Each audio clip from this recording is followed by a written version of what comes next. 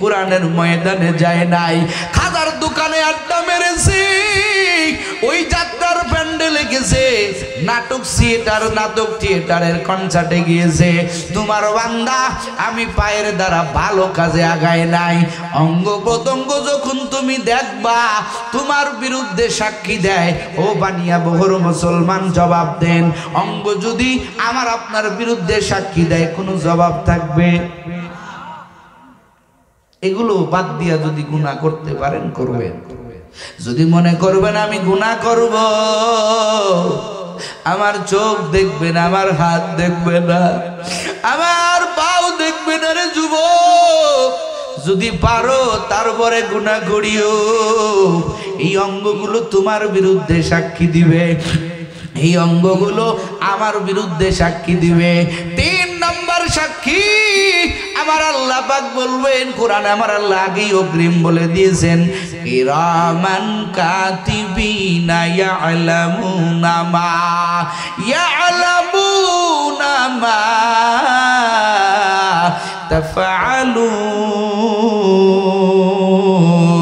তাফআলুন। এরে নবীর উম্মতের দল, তোমার আমার ডান কান্দে ফেরেশতা, বাম কান্দে ফেরেশতা অনবরত লিখতেছে। আমার আল্লাহ হাসরের ময়দানে বলবেন, ও ফেরেশতারা তোরা সাক্ষী দাও। ওই ফেরেশতারা সাক্ষী দিবে। আমার আল্লাহ কয়, বান্দা সাক্ষী শেষ হয় না, আরো আছে। আমার আল্লাহ বলবেন, বান্দা আমি তোর আল্লাহ, তোর জীবনের সব কিছু আমি আল্লাহ লিখে রাখছি। আল্লাহ পাক বলবেন, কোরআনে আমার আল্লাহ আগেই বলে দিয়েছে, এরে বান্দা আমার থেকে বাঁচার কোনো অপশন নাই। আমার আল্লাহ পাক বলেন, ওয়া ইদা সহুফু নুশিরাত। আমার আল্লাহ পাক বলবেন, ও ফেরেশতা এই বান্দার আমলনামা খোল, এই বান্দার সামনে ধরে। আর আমার আল্লাহ পাক বলবেন, ইকরা কিতাবাকা কাফা বিনাফসিকাল ইয়াউমা আলাইকা হাসিবা। আমার আল্লাহ পাক বলবেন, রে বান্দা এই যে তোর আমলনামা কি কি করছো, এই আমলনামা তোমার আমার সামনে খুলিয়ে দেয়া হবে। আর আমার আল্লাহ পাক বলবেন, পর কি আমলনামা তুই করছো দেখবে। বান্দা হাতে নিয়া বলবে, মালি হাদাল কিতাব, মালি হাদাল কিতাব লা ইউগাদিরু সগীরাতাও ওয়ালা কাবীরাতান ইল্লা আহসাহা। বান্দা বলবে, রে মালিক এমন ভাবে তুমি লিখছো, একটা ছোট গুনাহ পর্যন্ত ছাড়ো নাই, একটা বড় গুনাহ পর্যন্ত ছাড়ো নাই। আমার আল্লাহ পাক বলবে, রে বান্দা ফেরেশতা এই নাফরমান বান্দার আমি আল্লাহ তো কম সুযোগ দেই নাই, আমি আল্লাহ ওরে বহু সুযোগ দিয়েছি। পাশেই কোরআনের বাগানের আলোচনা চলছে, ওর দিল পর্যন্ত যায় নাই, ওই ময়দানে ঢুকে নাই। আমি আল্লাহ কত ওরে ফিরানোর জন্য ব্যবস্থা করেছি। আমি আল্লাহ প্রতিদিন ওই মুয়াজ্জিনের মাধ্যমে, আমি আল্লাহ প্রতিদিন একবার না দুইবার না, আমি আল্লাহ মুয়াজ্জিনের মাধ্যমে ওরে মেসেজ দিছি, আয় আয়। আমি আল্লাহর কুদরতি পায়ে একটু কপালটা লাগাইয়া সুবহান রাব্বিয়াল আলা কয়া ডাক দে। এরে বান্দা তোর ডাক দিতে দেরি হবে, আমি আল্লাহ জবাব দিতে দেরি করব না। আল্লাহু আকবার বলেন। কিন্তু আমার বান্দা আসে নাই। এবার আমার আল্লাহ পাক বলবেন, ওরে আমি আল্লাহ সাধারণভাবে আমলনামা দিব না, ওকে আমি আল্লাহ পাক একটা সিস্টেমে আমলনামা দিব। ওরে বেনামাজি গুনাহগার আমলনামা কেমনে দেয়া হবে রে মুমিন? আমার আল্লাহ পাক বলবেন, ও ফেরেশতা ওই বান্দারে বল তোর আমলনামা বাম হাতে দেওয়া হবে। এবার বাম হাতে কেমনে দিবেন? আমার আল্লাহ পাক বলবেন, সাধারণভাবে আমি আল্লাহর আমলনামা বাম হাতে দিব না।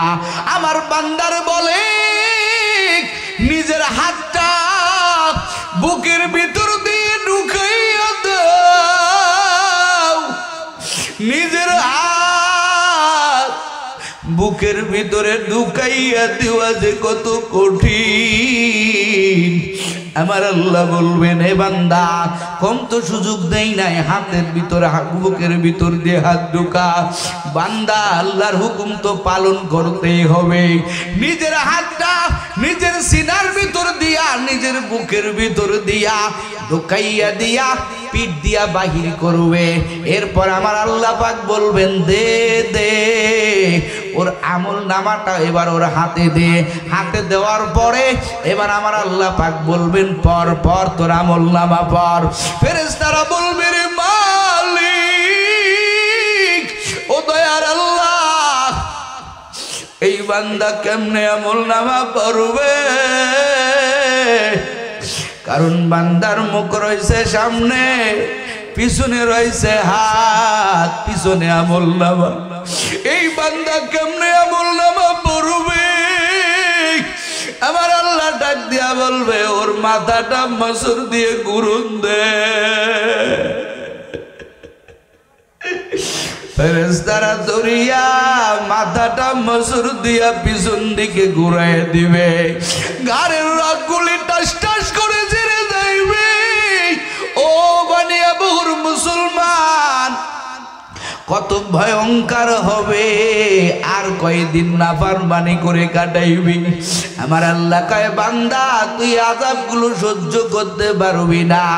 এই জন্য আমি আল্লাহ তোর কেমন রব, আমি আল্লাহ তোর কেমন খালেক। আমি আল্লাহ কোরআনে তোরে বললাম না, যারা গুনাহ করবে এদের মাপ না পাওয়ার কোনো ব্যবস্থা নাই। বরং আমি আল্লাহ মাঝে মাঝেই বললাম, ও নাফরমানের দল, ও বেনামাজির দল, আমি আল্লাহর মতো গফফার কেউ নাই। আমার আল্লাহ মায়ার সুরে ডাক দিয়া কয়, কুল ইয়া ইবাদিয়াল্লাযীনা আসরাফু আলা আনফুসিহিম। কারা আছো নিজের নফসের উপরে জুলুম করেছো? কারা আছো নিজের নফসের উপরে জুলুম করেছো? আমি আল্লাহর মতো রহমান কেউ নাই, আমি আল্লাহর মতো গফফার কেউ নাই। বান্দারে আয় আয়, আমি আল্লাহরে একটা বার আল্লাহ কয়া ডাক দে। ওরে তুই ডাকবি, আমি আল্লাহ তোর একটা ডাকের কারণে তোর মায়ের মতো আমি আল্লাহ তোর সব অন্যায়গুলো ক্ষমা করে দিব।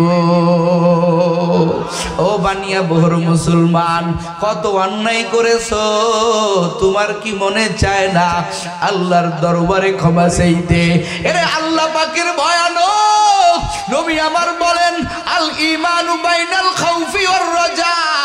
বলে ভয় আর আশার মাঝেই হলো ঈমান। যারা ভয়ও করবে আবার আল্লাহর থেকে আশাও চাইবে, আল্লাহ তোমারে বড় ভয় করি, আবার তোমার থেকে আমি বড় আশাবাদী। ও দয়ার মালিক, ও দয়ার আল্লাহ, তোমার মতো গফফার আর কেউ নাই, তোমার মতো সত্তার আর কেউ নাই। বনি ইসরাইলের একটা ঘটনা রে বাবা, আল্লাহর এক বান্দা এমন কোন গুনাহ নাই যে করে নাই। মায়ার নবীর সাহাবী হযরতে আবু হুরায়রা রাদিয়াল্লাহু তাআলা আনহু হাদিসটা বর্ণনা করে বলেন রে বাবা, আবু দাউদের ভিতরে হাদিসটা আনছে রে বাবা। মায়ার নবীর সাহাবী আবু হুরায়রা রাদিয়াল্লাহু তাআলা আনহু বর্ণনা করেন, বনি ইসরাইলের একজন মানুষ এমন কোন গুনাহ নাই যেই গুনাহ আল্লাহর বান্দা করে নাই। আল্লাহর বান্দার বয়স আস্তে আস্তে ভারী হয়ে গেল। আল্লাহর বান্দা জানে আমার এত গুনাহ, এত গুনাহ, এত গুনাহ। এই গুনাহ নিয়ে আমি যদি মাওলার সামনে যাই, আমার আল্লাহ যদি বলে এত গুনাহ কেন করলি, আমার কোনো জবাব নাই।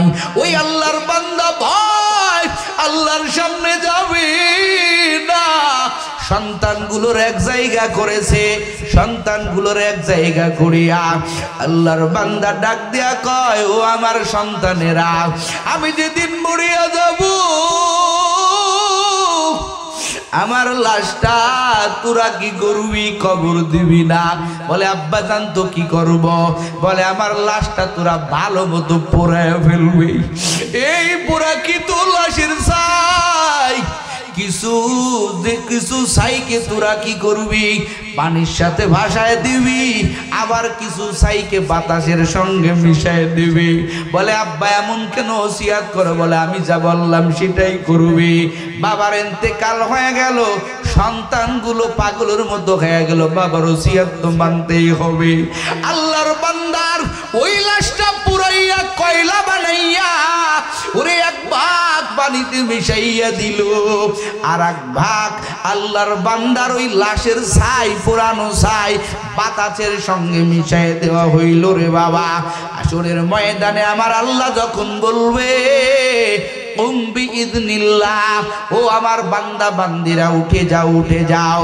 বলেন তো আমরা যত আগুনে পুরাইয়া ফেলি, বাতাসে ভাসাইয়া দেই, পাক পানিতে মিশাইয়া দেই, বলেন তো আল্লাহ পাক যখন বলবেন উঠো, তখন কি কেউ বাদ থাকবে? কতক্ষণ থাকবে? আল্লাহর বান্দা তো হাজির। আমার আল্লাহ কয় রে বান্দা, মুসলমান মরলে তো দাফন হইবে, তুই কেন এমন ওসিয়াত করলি? আল্লাহর বান্দা কয় রে মালিক, ও আল্লাহ আপনার ভয়তে রে মালিক, কারণ আমি এত অন্যায় করেছি। আমার অন্যায় আপনি যদি প্রশ্ন করেন আমার কোনো জবাব নাই। আপনার ভয় পেয়ে, আপনার ভয় পেয়ে আমি বলছি আমার লাশটা তোরা পানিতে ভাসাইয়া দিবি, বাতাসে মিশাইয়া দিবি। আল্লাহ তখন মিসমিস করে কুদরতি ভাবে হাসতেছে, বলেন আল্লাহু আকবার। আমার আল্লাহ কয় তুই যে আমারে ভয় করছো, তুই যে আমারে এতটুকু ভয় করছো, যা আমি আল্লাহর একটা নাম আছে রহমান, আমি আল্লাহর একটা নাম আছে রহিম। ওরে বান্দা এতটুকু ভয় করার কারণে আমি আল্লাহ তোরে মাফ করে দিলাম। ও বানিয়া বখর মুসলমান, এই জন্য আল্লাহর কাছে তওবা করো। এই জীবনে বেশি দিন থাকতে পারবা না। এই হাত দিয়া কত মানুষের আমি গাইবুজ্জামান কবরে নামাইছি, তুমিও তোমার হাত দিয়া কত মানুষের গোসল দিয়েছো, বাবারে চিরদিনের জন্য গোসল দিয়েছো। ওই মারে 5টা কাফনে বেচাইয়া কান্দের উপরে করিয়া মারে নিজের জনমের মতো মা, জনম দুঃখিনী মা, ওই অন্ধকার বাসরের নিকের নিচে রেখে আসছো, আজ পর্যন্ত কোনো খবর নাই। এর যুবক বাহাদুরি করিয়া কি লাভ? তোর বা কি লাভ, আমার বা কি লাভ? যখন আমার দেহ থেকে পরাণ বাকিটা উড়িয়া যাবে, স্ত্রী আর স্বামী কয়া ডাকবে না, স্ত্রীর সাথে একটা ঘরেও তোমারে রাখবে না, সন্তানগুলো আব্বা কবে না ঘুরবে, বলবে আমার আব্বার লাশ। এরে যুবক কিসের বাহাদুরি করো? ও বর্দারা আম্মা জানেরা, বাহাদুরি করিয়া কোনো লাভ নাই। ওই কবরে যখন আমার তোমারে রওনা দিয়া দিবে, একজন কেউ বলবে না। নাইমুজ্জামান খুব ভয় পাইতো, রাত্রেবেলা পেশাব করতে ওর একা উঠতো না, আব্বাকে ডাকতো, আম্মাকে ডাকতো, স্ত্রীকে ডাকতো, এরে আয় আমি একা পেশাব করতে যাইতে পারি না। আজকে ওই বাসরে একা একা রাখবো, চল কে কে সঙ্গে যাবি? কেউ যাবে না। ওই খাটিয়ার উপরে তোমারে আমারে উঠাইবে, একা একা তোমারে আমারে কাফন পরাইয়া কবরের দিকে নিয়ে যাবে। বাচ্চাগুলো কাঁদবে, আমার আব্বুরে কই নিয়ে যাও। পর্দার ভিতরে আমার আম্মা জান বলবে, আমার সন্তানের কই নিয়ে যাও। ওরে আমার সন্তানরে তোরা আমারে দেখা, মা সন্তানের লাশটা ধরে ধরে কত কান্না করে, কিন্তু কই মাও তো রাখতে পারলো না, সন্তানগুলোও রাখতে পারলো না, তোমার আমার একা কবরে যাওয়া লাগলো। ও বানিয়া বহুর মুসলমান, আর কয়দিন নাফরমানি করবি? নাফরমানি চলবে না রে বাবা, ওই কবরে যাইতে হবে, তুমি আমি কেউ রিখাই পাবো না। উপায় নাই রে, উপায় নাই রে, উপায় নাই, ওই কবর সারা কোনো উপায় নাই। সর্বহারা পালকি যে দিন আসবে রে তোর দ্বারে, সব কিছু ছেড়ে দিয়া কবরে যেতে হবে রে মন, কবরে যেতে হবে। ছেলে কাঁদবে, মেয়ে কাঁদবে, 2 দিন লাগিয়া, সব কিছু রাইখা দিয়া কবরেতে যাবারে মন, কবরেতে যাবা। এই দুনিয়া সবাই তোমায় দিবে পর করিয়া, কেউ আপন না রে বাবা, কেউ আপন না, আপন একজন আমার আল্লাহ। ওই আল্লাহর কাছে তওবা করুন নিজের গুনাহের দিকে তাকাইয়া। এই ময়দানে আমার মনে হয় আমি নাইমুজ্জামানের মতো আর কোনো নাফরমান নাই, আমি মনে হয় বড় গুনাহগার। আমার আল্লাহ পাক তওবার দরজা ওপেন করে রাখছেন, আমার আল্লাহ প্রতিদিন রাখতে আমার আল্লাহ ডাক দেয়, আলামিন মুস্তাগফিরিন ফাগফির আলা। ও বান্দা কে আছো, কার গুনাহ ক্ষমা করাইতে হবে? আমি আল্লাহ তোর জন্য তওবার দরজা ওপেন করে অপেক্ষা করি, আয় আয় আয়, একটু আমি আল্লাহরে ডাক দে। আমি আল্লাহ তোর তওবা কবুল ছাড়া তোর ফেরত দেব না। তুই তওবা করবি, আমি আল্লাহ সঙ্গে সঙ্গে তোরে মাফ করে দিব। তওবা করবা, হতে পারে আজকের মাহফিল আমি নাইমুজ্জামান প্রতিদিন দৌড়াইতেছি আল্লাহর কাছে বলি, এই মাহফিলটাই মনে হয় আমার শেষ মাহফিল, তোমাদেরও হতে পারে শেষ মাহফিল। তওবার নিয়তে আর নামাজ যাই কাজা দিছো আল্লাহর কাছে তওবা করো, আর নামাজ কাজা দিবা না। ও যুবক, তোদের হাতে দড়ি, তোর মতো প্রতিদিন যুবকেরা কবরে যাইতেছে, এরাও তো ভাবছিল সামনে ভালো হব, কিন্তু পারে নাই। এর যুবক, তোদের হাতে দড়ি, পায়ে দড়ি, নামাজ ছাড়িস না, রাসূলের সুন্নাত দাড়িটা লম্বা করে দাও, মা বাবার সঙ্গে ভালো ব্যবহার করো, সত্য কথা বলো, ন্যায় ইনসাফের সাথে চলো, হালাল ভাবে জীবন চালাও। কারা কারা পারবা মুনাফিকিনা, চতুর্দিকে ফেরেশতারা রহমতের ক্যামেরা দিয়ে ভিডিও করতেছে। তওবার নিয়তে আল্লাহ পাককে 2টা হাত দেখাইয়া দাও। লিল্লাহে তাকবীর, লিল্লাহে তাকবীর। আয় আল্লাহ, আমরা তওবার নিয়তে হাত উঠাইছি, আল্লাহ আপনি আমাদের তওবা কবুল করেন, চিল্লা এখন আমিন। আয় আল্লাহ, আমরা তওবাতুন নসুহা করে কবরে যাইতে পারি, তৌফিক দান করেন, বলেন আমিন।